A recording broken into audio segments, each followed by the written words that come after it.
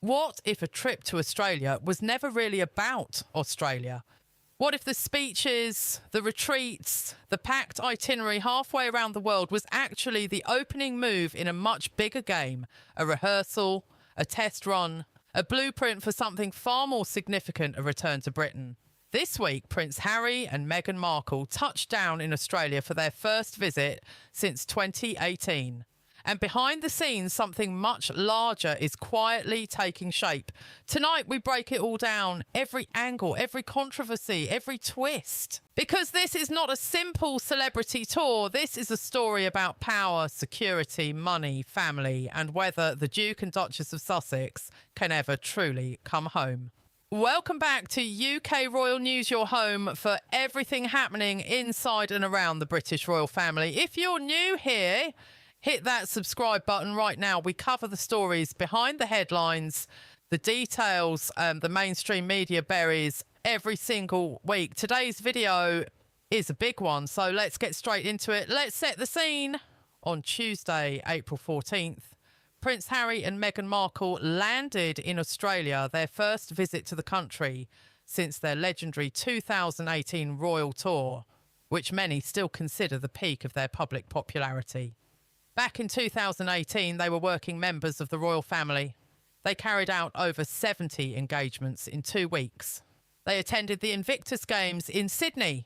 Meghan announced her pregnancy with Archie. The crowds were enormous. Sussex mania was at its absolute peak. This time, things look very, very different. This is a private tour, no official royal duties. Instead, both Harry and Meghan are on paid speaking engagements.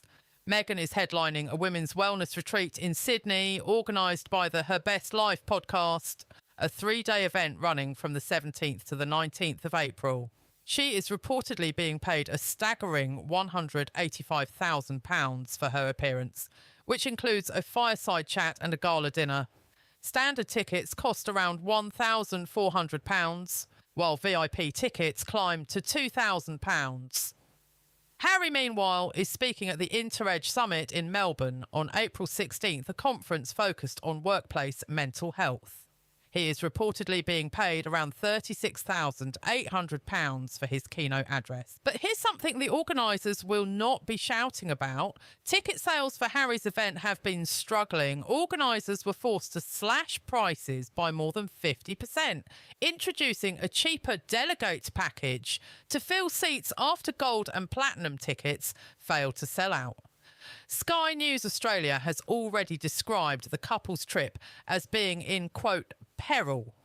Their children, 6-year-old Archie and 4-year-old Lilibet, are back home in California and will not be joining their parents on this trip. But the itinerary, according to leaked operational planning notes shared with selected media, goes well beyond just speaking events.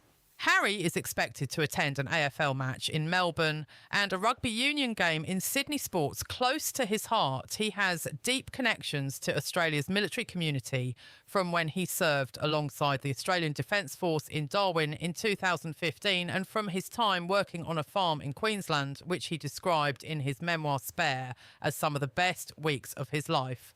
Meghan, separately, is also scheduled to visit a women's homelessness shelter, and the couple will make a joint appearance at an Invictus Australia event on Sydney Harbour.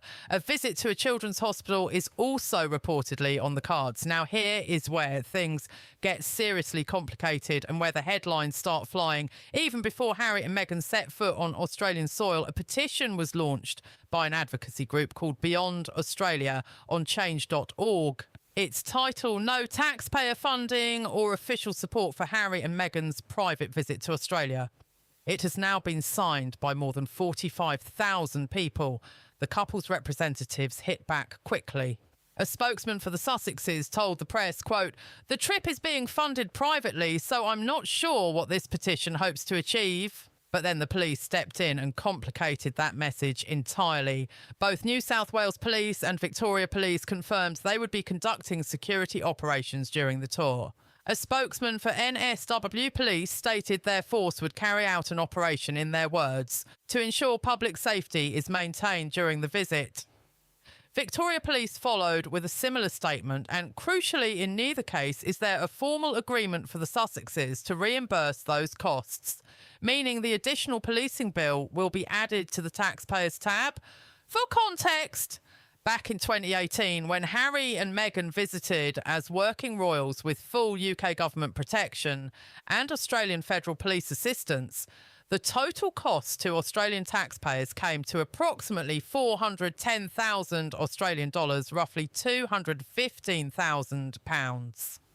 The Beyond Australia group responded furiously, writing on their petition page that the police presence, quote, directly contradicts those assurances and raises serious concerns about transparency and the use of public resources.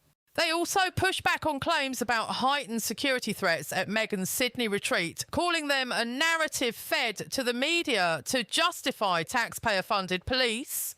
Sources close to the Sussexes have fought back against all of this. One insider speaking to the Mirror called the negative reaction irrational and insisted the couple are simply two people heading to Australia for work to check in on charitable causes and do some good in the world. They branded royal commentators who stoke the outrage as people who make a living by providing hate bait. But royal author Robert Jobson was blunt in his assessment. He told Page Six Buckingham Palace would prefer that Harry and Meghan weren't going, but there's not a lot they can do about it. They have no control. He added this trip, in his view, may stick in the gullet of the palace. Another royal author, Robert Hardman, noted the confusion around what the couple are actually there for, celebrities or royals. As he put it, if they are travelling as celebrities, which is what they are, that's fine. But if there is any royal or official apparatus, that's going to invite criticism. Now we get to the real story, the one the insiders are whispering about behind closed doors. A source speaking to The Sun described the Australia trip as a significant joint tour and suggested it could prove to be a blueprint for future tours together of this type. What does that mean exactly? It means this tour is being watched very carefully by the royal family, by the security services, by Harry and Meghan's own team as a test case. And the way. If you found today's video useful, please give it a like. It genuinely helps more people find this channel. Subscribe so you never miss an update, and drop your thoughts in the comments below. I want to know. Do you think Harry and Meghan will ever truly return to the UK as a family? And should the British taxpayer fund their security if they do? Until next time, take care and God save the King.